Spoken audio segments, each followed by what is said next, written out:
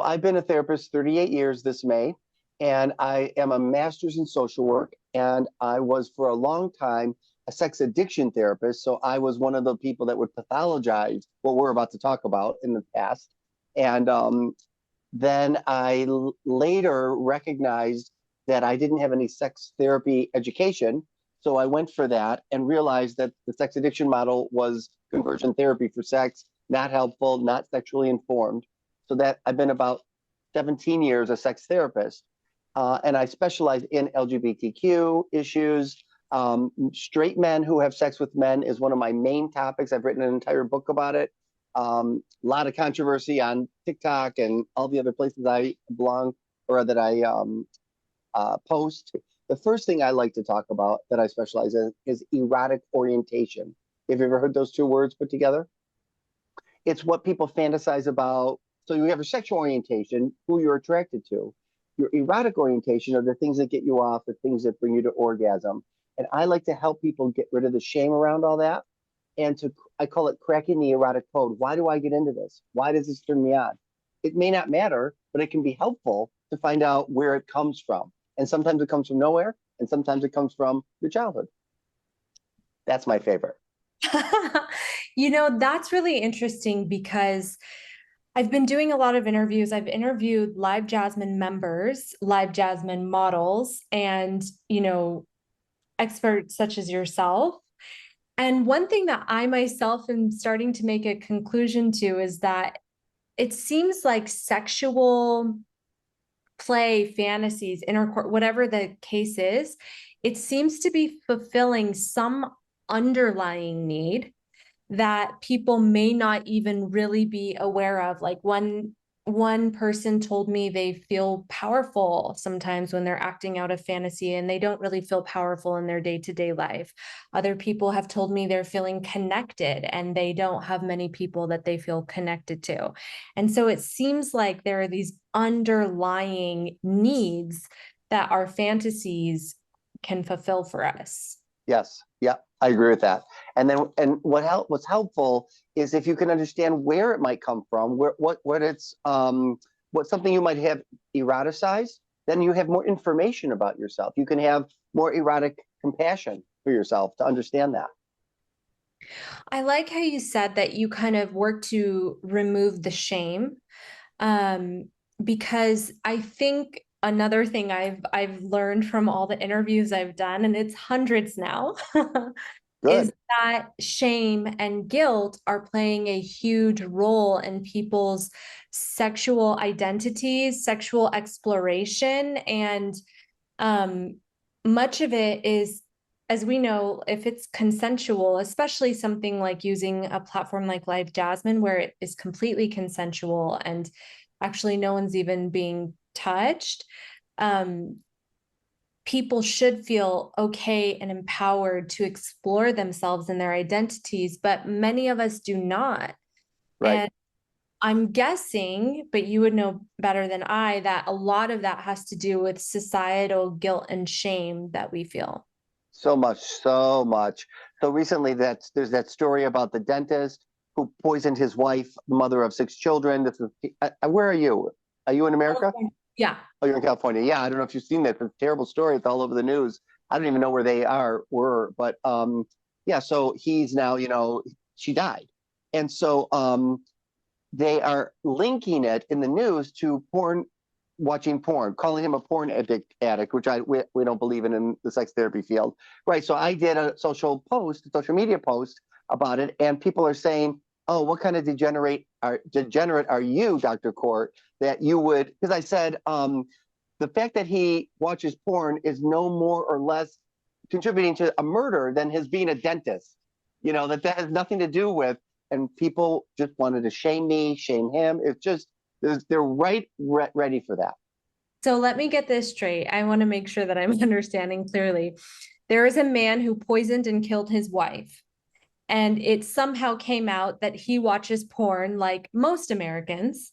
Mm-hmm. And they're saying that it's because he watched porn, or they're kind of putting it on. Contributor. Yeah, like it contributed. We've had so many studies that have come out that have said that dentists and shown they have one of the highest suicide rates for any profession, especially male dentists. So we should look at also what could have been going on with his mental health. If we know for a fact that that profession in men tends to lead to suicide. So yeah, what a good point. very interesting. You said something prior though that I also thought was interesting, which is that you don't believe in porn addiction. Can you talk to me more about that? Yeah. So I actually am very much aware of the research that debunks all of this myth that porn can be an addiction. Porn is an easy scapegoat for people to blame as a problem rather than there's nothing to be addicted to. People, there's no chemical you're ingesting that you're bringing into your body. And people will say, well, you can be addicted to serotonin or be addicted to dopamine. Impossible. No research. There's no research that says we can be addicted to any natural chemical in our body. We can be habituated. We can be habituated to wanting that high and wanting that hit, but it's not an addiction. What people don't talk about and what they're more uncomfortable with is the fact that somebody is self-pleasuring. Excuse me, that somebody is masturbating while they're watching this. And what's happening when people will say, well, they're not able to be sexual with a partner because they're watching porn. No, they're not able to be sexual with a partner because maybe they don't want to. Maybe it's not it's not a turn on, whatever's going on between the two of them and a partner. And the fact that they're used to their own timing, their own touch, their own grip, their own when they're going to stop. Nobody's judging them. Porn is like the good mother. It's always there, unconditionally giving, used to. And when you then turn to a partner, now you got to negotiate. Now you might be judged. Your grip isn't the only grip. Your touch isn't the only touch. That's what makes it harder. No pun intended. It's really interesting. So you said that we actually do not get addicted to the dopamine that we produce ourselves, or the serotonin Right. we produce There's no ourselves. research that supports that at all. There are people that it's anecdotal, and there are poor research models out there around it that will show that. But the people that I follow, that I value, that have PhDs and are in this field, debunk all that. I'm curious, like if we were to look at that lens in the lens of camming, I guess it can be applied multiple places, but can people be addicted to? No, No. there's no addiction to a computer screen, or to the person. It's a dependency. It can be compulsive. It can be problematic. It might be that you're using it to regulate a dysregulation about yourself, sexually, emotionally, or otherwise, but not a true blue addiction. Addictions are meant for chemicals. I'm curious, what are your thoughts on traditional porn versus camming? As a therapist, I think about when someone's watching traditional porn, you mean like a movie or pictures. Um, the difference sometimes, I think, I talk with my clients who are watching the move or the camming, is they want a relational experience. They want to have someone else be involved in triggering things in their brain, not just a movie that they're watching that they're all by themselves. It's less lonely, and it's more like they can experience a connection with somebody rather than porn is more isolating.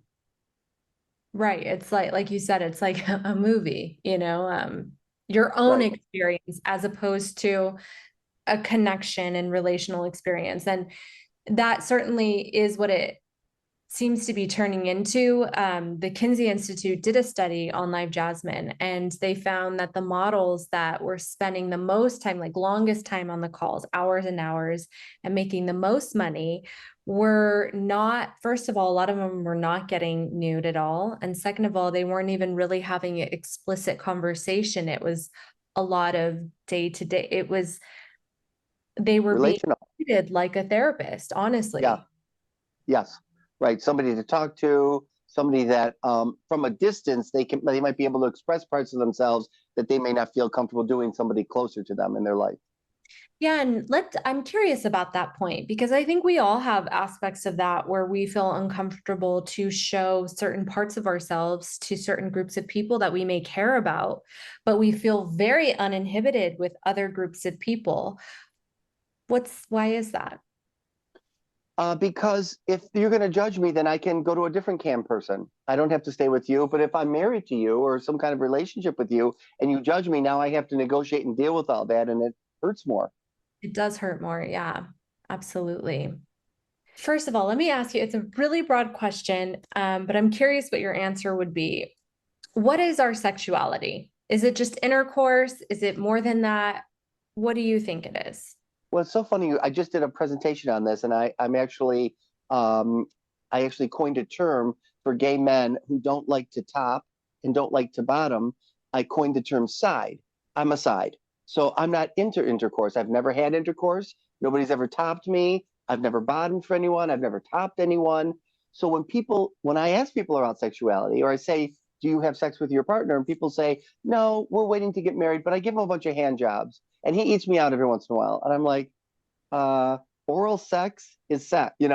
So we call it outer course. And I just did a whole presentation to 100 therapists who were like looking at me like this while I was talking. They weren't really, but it was the idea that sex can be so many things. And you don't, like you just said, you don't even have to get naked, have an orgasm, use your genitals, and it can still be a sexual thing between you and another person. Outer course. Is that the term you're going? Because that's No, really, no, I didn't term that. No, I wish I oh, did. It's so good. No, I coined the term side for gay men. But oh, I no, outer course is a term that's already out there. I want to talk about stigma because there's a lot of it. Yeah. How do people deal with it? I mean, I feel like as a society and a culture, we shame sexuality and we don't really like talking about it too much, but we're also all very obsessed with it. It's what sells most products, it's everywhere we look. So it's like we aren't allowing ourselves to talk about it openly, but internally, we're all curious about it and into it. Yeah. Um, how do we navigate all of the stigma yet wanting to explore ourselves and know ourselves more? Such a great question. I mean, I think first of all, really coming to terms with this is what I get into, this is what I get off on. There's nothing wrong with me. Really coming to terms with oneself and having erotic compassion for oneself. And then maybe starting to tell some people that you feel like you can trust, that you can start to share, particularly a partner. Most straight couples don't share their erotic interests until it's too late. They're committed, they're married, they're engaged, they have children. Where lesbian and gay couples do it, and gay guys, we do it right on the app before I even meet you, before we even talk. What I'm into is right here. But other gay and lesbian couples do it on the first few dates. So I think that's how you end stigma is you just start talking about it and risking the fact that somebody may not like it and may yuck your yum or whatever, but you're okay still. Yeah, very interesting. What are some tips? Because I think another issue is that people, like I said, I know a lot of members on Live Jasmine go to Live Jasmine for the sexual experience, but it seems like they're there also to explore things and kind of get to know people, like you said, have a connection.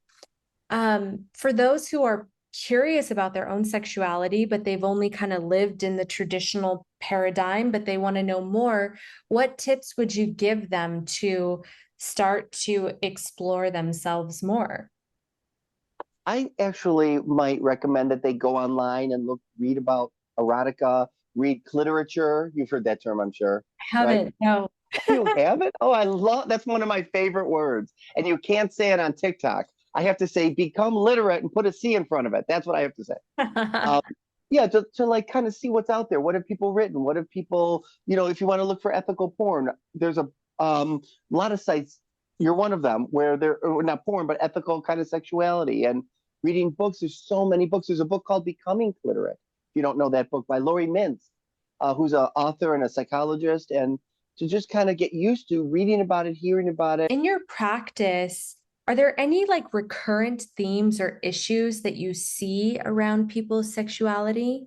Yes, the biggest one I see is and I'm going to be sweeping generalizations here. It's not all couples. It's mostly heterosexual couples who argue the woman feels like doesn't like the fact that he's watching porn, feels replaced by the porn, feels that why aren't you only thinking of me if you're thinking of these other women or watching these cams or whatever, and but equally, if we're going to balance this out, a lot of men in my office get upset by women using sex toys on themselves and vibrators because he feels replaced himself. Like I've had guys in here say my dick and erection is available 24/7. If I have food poisoning, my dick is available 24/7. You don't need this. And it's like personal for people rather than, and I'll ask couples when they come to my office, do you masturbate? And straight couples will often say, we've never talked about that. Interesting. So there seems, and it seems like you kind of brought this up before too, where lesbian and gay couples are a little bit more upfront and direct with their needs and their wants. And who knows why that culture has developed like that, maybe already having to fight around so much and so many stigmas, you know? But 100%. heterosexual couples, it looks like they're not communicating as well and they're not being as direct with things. Right. So then the next issue in a relationship I see a lot of, I call it mixed erotic orientation couples, where she's into one thing, he's into another thing. They've never talked about this. It comes out later, and now they recognize that she or he doesn't want to do it, but the other person does want to do it. Now what? And we're monogamous on top of it. So how are we going to make this happen? That's one of the biggest things I see too. How do you solve that one? Well, I mean, I never have I'm not into telling couples what to do. It's one of, they have to find their own solution, which could be something that no one's ever even thought of on this planet. Sometimes it happens in here. But I get them to understand that just because there's a no, see, most therapists would say, well, no is no. So the conversation's over. No, no is no. And you don't want to take away consent, but the yes is still in the room. So the conversation needs to continue because what about the person that says, but I do want to do these things? So let's say we don't do them. Maybe the other options, and not in necessarily any order. We talk about it when we're having sex. You hold me when I masturbate, and we talk about it. I watch porn that I like that involves this while I'm masturbating. We have sex and I'm watching porn. Maybe we hire a webcam person. We involve a webcam person. Maybe we open up our relationship. I mean, these are the several things right away. Oh, you're great with the ideas. There you go. There you I go. hope people listening, if they're having this problem, there's plenty to choose from. Very interesting. Okay, so it looks like the biggest issue is a lack of communication. Yeah. And it sounds like some type of jealousy over porn, or could be a cam model, or with men probably tending to be more jealous over toys. I've also heard of men getting a little bit jealous over like literature, like sexy novels that women read. Yes. So they're jealous. How do you solve the problem of jealousy? Is it just not negotiation, or Well, first to understand to not personalize this. Porn, it's apples and oranges. What you're looking at in terms of erotica and porn is in addition to your partner usually. But people automatically assume no, they like that instead of me, in place of me. Can that happen? Yes, but most of the time, men for sure have been watching porn since they were 11. I did. My father did. Not maybe watching it because when I was young, it was just paper. But my grandfather did. I'm sure in the Rock Ages, Stone Ages, they carved it in and masturbated to whatever they could. And so it's not about a partner. Because I tell therapists, if you jump in and make it about good porn, bad porn, what it's, or if you make it about a good sex toy or a bad sex toy, you've lost the couple. It's not about that. It's about what it's bringing up for them and what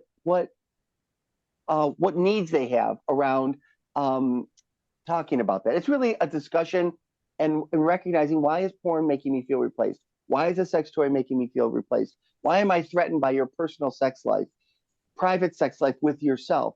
We're taught in our culture we shouldn't have one. We should only have sex with a partner, and it's a myth. very interesting. Just out of curiosity, what are some of the main recurrent themes that you see in gay and lesbian couples? Um, that's a good question.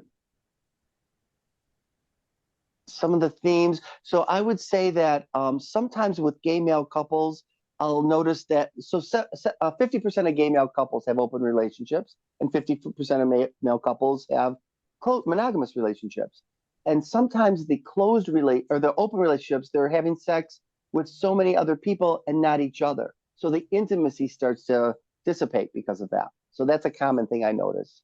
Or in just in gay men in general, I've had clients tell me they're on Grinder, right? And they meet up with somebody, and while they're having sex with that Grinder hookup, the guy that they're having sex with is on Grinder looking for his next hookup while he's in this hookup. So there's sort of like too much transactional. Yeah. Not that there's anything wrong with that. If somebody's into that and they're good with that, I'm good with that for them. But I think it can go a little bit too far. And I think with lesbian couples, what I notice is there's a feeling of ownership about each other's sexuality and how lesbian sex should be and how a partner should operate with each other. These are the common things I notice in there in the room. What is like one of the most interesting pieces of research that you have found or seen or yeah. That's a really good question. These are really good questions. What has been something that has struck me the most? I mean, this is personal, I guess, or personal and professional because of my office. So I see a lot of straight men that have sex with men, right? And the reason they do it is because they like getting fucked, their bottoms, and they like prostate play. That's one of the reasons, I should say. And so they're afraid to tell their female partners because, and they do sometimes, or they are afraid because she'll shame them. You're not an alpha to me anymore. You're beta. You're gay. You're going to leave me. You know, you're not straight. And so, then they come into my office and I help them sort through whether they're gay, straight, or bi. And then it turns out they like getting fucked and they would love their female partner to wear a strap on and engage in pegging. But most of the women I've ever seen in this therapy room over 38 years is they don't want to do it. They think it's gross. They think it's gay. They think it's this. And so then there was research done. If you haven't interviewed him, you should interview Justin Lay Miller. I He did wrote a book. interview him. Oh yeah, he's like the number one. And he did this research, and 60% of the women in his research love pegging. And it doesn't surprise me in the fact that when I convince a woman to try it, she loves it. But most in my office are crying. I'm looking at a couch across here, who crying, saying this feels wrong, and she doesn't want to do it. So I was shocked that 60% of women in that study enjoyed it. That is fascinating. Yeah. Do you think as a culture and as a society, we are progressing and moving forward in our sexuality and our understanding of sex and intimacy? I think the youth really get it and they really understand it. I tell therapists all the time, if you are not sex aware and sexually informed, you're going to lose these clients. They want to be able to come in and just talk. And I think it's because they're online, they're talking about it where they can on Reddit threads, whatever.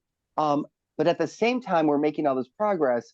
We're seeing these big social media, Instagram, TikTok, Facebook, sort of trying to ban any kind of sexual pleasure talk. If I put an ad out for sexual trauma, Facebook lets me promote it. Nobody has a problem. If I talk about sexual pleasure, Facebook won't even let me pay for an ad because it'll get banned immediately. What conclusions can we draw from that? I think it has a lot to do with sex negativity, people that want to stigmatize it under the guise of children are on these apps. Instead of being the parent to watch, make sure that your child is safely using these apps, they're blaming the apps, they're blaming the people that. So I think it's just a backlash, a conservative black backlash of people who they're struggling with their own stuff. And we know this, right? If you're struggling and suppressing yourself, you're going to start to attack and ban other people. It's just really interesting that you can promote sexual trauma, but pleasure, which is what I would consider the healthy version, health, right? Yep. Pleasure Yep. is not so that we are innately being trained to shun pleasure. 100% still in 2023. But the youth aren't. The youth are like talking about it, doing it. But the sad part is they're not really educated about it, right? We don't have good sex education in this country at all. It's terrible. We actually lack it. The sex education is coming from cam models and porn. That's where it's coming from. Mm-hmm. What are some steps that we can take to properly educate our society? And I'm not just talking about kids or the youth. I think we all need a little bit more education and knowledge Yeah. around this. One thing I want to make sure I say, I think the other reason that there's this banning of sexual pleasure is purity culture. You Yeah. know, purity culture. And sex purity culture wants to say when you have your first sexual experience, you've lost your virginity. As sex therapists, we say no. It's not when you have your first intercourse. It's when you have your own sexual debut. In other words, maybe your first intercourse or any of your intercourse wasn't it, or maybe it was a different guy, a different human that you had some kind of interaction. You get to decide what that is, not somebody else telling you when you um, crossed over to not being sexually naive anymore. You got cam models who are clearly sexually free and in their pleasure, and they're willing to give other people pleasure. So of course society is going to be uncomfortable with that because we don't Mhm. not comfortable apparently with anything or anyone who is wanting to have a pleasurable experience. Even down to it's interesting. I was thinking about it. If you take too many naps in a day, it's like you're lazy. You know what I mean? Like Yes. anything that is truly just for the sake of pleasure, there is a group Yes. there to shun it, you know? Yes. Yes. 100%. Another vacation, another night out, yeah, there You're is. going out again, third Right. time. People have allergic reactions to this. But the one thing I do want to say that I think is so, and I'm constantly battling this on social media. People think what you do in the bedroom is who you are. So if you have sex with a man and you're a man, you're not straight. No, what we do in the bedroom is often, you know, not necessarily morally aligned with who we are. And that's because that's what makes it hot. The fact that it might not be exactly how I present in life. Yeah, I understand what you're saying, that risk or the taboo around the play can be, yeah. Yeah, I understand even more deeply now through this conversation why the camming industry is so successful, because it's this safe, quiet place where people know that this is not going to get out, where people can explore, act out. They don't have to worry about their wives or husbands or whoever judging them. And they are still able to go to this place that they want to go to. 100%. That's exactly right. I like to end the interviews with one final question, which I know we've talked on some of the points, but what are practical steps that we can individually and maybe even collectively move forward in being a more sex positive society? It's a good question. Um, just really listen, really have empathy, erotic compassion, which people don't like those words put together. Like really understand that sexuality is an expression of us, a part of us, but it's often related to non-sexual parts. And um, I think just talking about it, like allowing yourself, not just in safe spaces, talking to a cam model is a safe space, and that's a great start. But maybe venturing out to less safe, to a friend who you might share a little bit, a partner you might share a little bit more, so that you start to realize there's nothing wrong with me. This is how I express my sexual health. Thank you so much. This has been an awesome interview. I love talking about this stuff. It's a pleasure to be invited to talk about it.